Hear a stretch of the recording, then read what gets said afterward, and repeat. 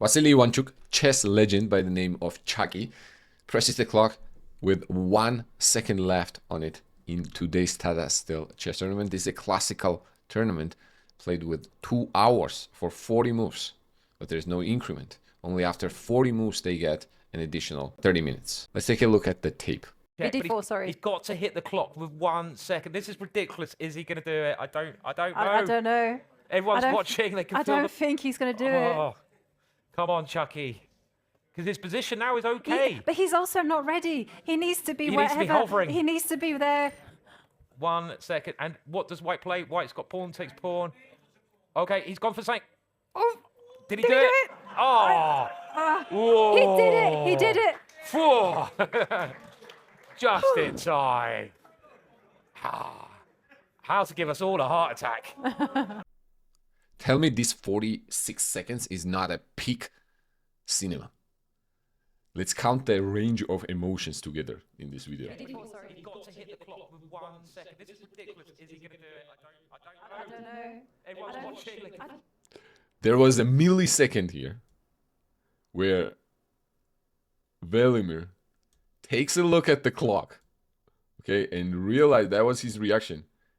His reaction, I think, says, bro, there is no way you are making it in a second. Look at that face. Mark Andrea Maurizi, witnessing all this, giving a look to Vladimir. Are you going to do it? Are you going to capture like Queen G6? Just something crazy, basically?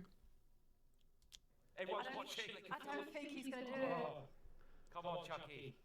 Because his position now is okay. But he's also not ready. He needs to. Danil Yufa.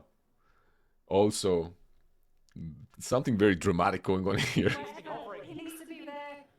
1 second. And what does White play? Vladimir goes down to 8 seconds himself. Did he do it? He did it. He did it. Vladimir is sad, man. That is the saddest man for that millisecond, probably, when Ivanchuk makes it back. Okay, he's like, oh man, I should have tried. Probably he's thinking that's something crazy. I actually want to ask you, what would you have done? Would you play a move like e-pawn, what he did? Maybe e takes f7 check. Would you go crazy and queen g6 with the check just to have black's time run out? Maybe queen d5 or something different. I don't know. Take the shoe off. I think I would capture queen takes d5. I thought about this, what I would have done. And I think I would have captured queen d5 because e7 was the type of move that needed a rook slide. Rook slides are the least time-consuming moves. What are the most time-consuming moves? Captures, because it involves 2 pieces. So something that requires captures. Now, queen g6 is also a capture, and it's a check on the key. It's a crazy move on 40th move, okay? Just to flag your opponent. That would have been something else. Now, this is another question to you. So, Tata Steel Tournament is an invitational tournament. Okay, it's called Wimbledon of Chess. It has the tradition, it has the history, all of it. Okay, this is an invitation-only tournament. So all these players are individually invited. Okay, so if someone makes a move like queen g6 here to flag the opponent, do you think that's dirty, low sportsmanship, or do you think that's actually very high gamesmanship? Whatever it takes to win, some may say. Okay, I'm actually very curious about this. So he plays e7 and he manages to make the rook e8. So the reason why I'm saying queen takes d5, it would require for black probably to capture on e6, either with a pawn or with the bishop, or let's say bishop d4 check, right? One of those moves. You would need to have 2 pieces in your hand. One that moves and another one that you take on and put your piece on. So it's technically a 3-step process. Okay, I think that is the most likely to run 1 second out in the most efficient way. I do want to show you the position actually and quickly review the game So this was the exact position where white played e7. So you can see the evaluation. Black is slightly better in the position in case of e takes f7, which I think another move that makes sense because, again, it's a capture. But it's very close to black's territory. So I think still queen d5 is a little trickier. But he plays e7, which is technically a blunder. Rook f to e8. And we can flip the board. And since Petrov is my recommendation, actually, I do want to review this quickly, but I will show you what happened. Rook e5, bishop e4, and black was already few pawns up, then wins some extra material here. White sacrificed in exchange for the attack, but it is neutralized relatively easily here, okay? g6 and f6.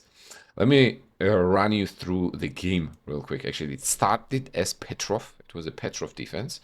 d4, knight takes e5. Petrov is one of my recommendations. So I've been doing a series on speedrun, which is 3 openings, basically 0 to 2000 with 1 e4, and then with black e5, and with e5 I recommend Petrov. Why is that?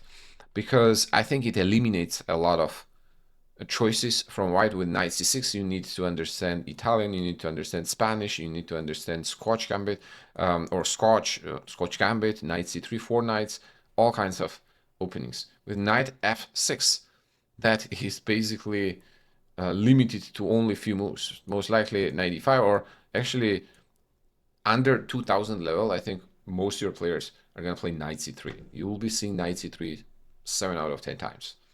Okay, in my speedrun series have proved that. Long story short, yes, it is a little boring. Okay, you could call it boring. I call it solid. Okay, I hear this, oh, but Petrov is so boring, man. Well, you trying to win or what? So what happened in the game here, as Chuck demonstrated, it was a very symmetrical position. It goes into, I am actually not exactly sure what this line is exactly called. Center variation of Steinitz attack in Petrov defense. And I believe up to this point, this is all a theory, and this is where players start to spend time. b6 was the first move that Ivanchuk spent 15 minutes on, then plays c6. Equal position, but white is considered to be a little better because these double pawns are not going to be easily exploited by black, and on the queen side they have pawn majority. White had advantage all the way to here, okay, and after a little bit of shuffling, white is not able to find what the correct plan is here. I guess what was the correct plan? Was it to play f5? Yeah, bishop a6 was probably the step towards wrong direction. Bishop is doing not that much on that side of the board. Is there f5? Yes, f5 was a possibility, apparently. If bishop takes f5, bishop takes f5, g takes f5. Oh no, this is not a good endgame.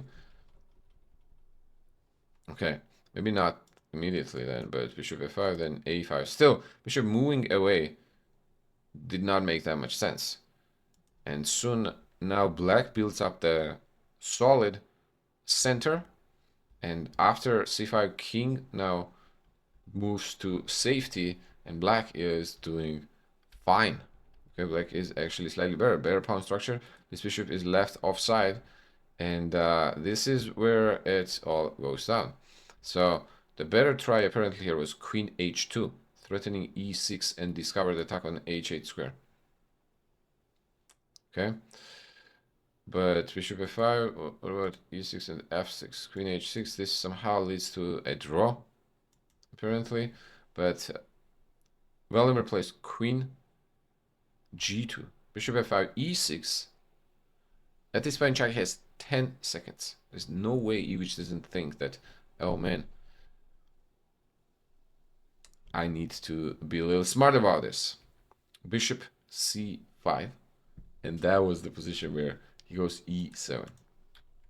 Okay, rook goes to e8, and after sacrificing an exchange here, f5 looks dangerous, but as we saw, simply f6 using white's pawn as an umbrella for their king, and black ends up with an extra exchange.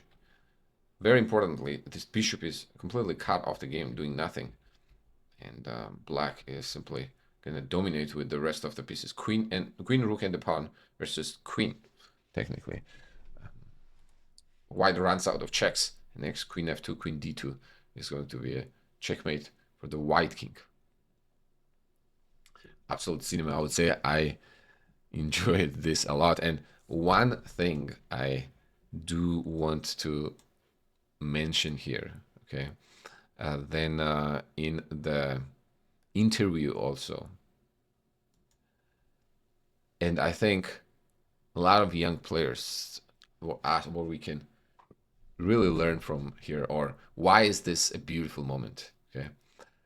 Vasily Ivanchuk, who was the legend of the game, and we see how passionate he still is about the game. He was close to 2,800.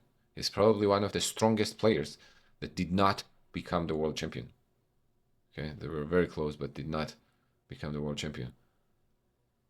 And to this day, he still has same passion for the game. That is very rare to come across. So we're definitely blessed, even though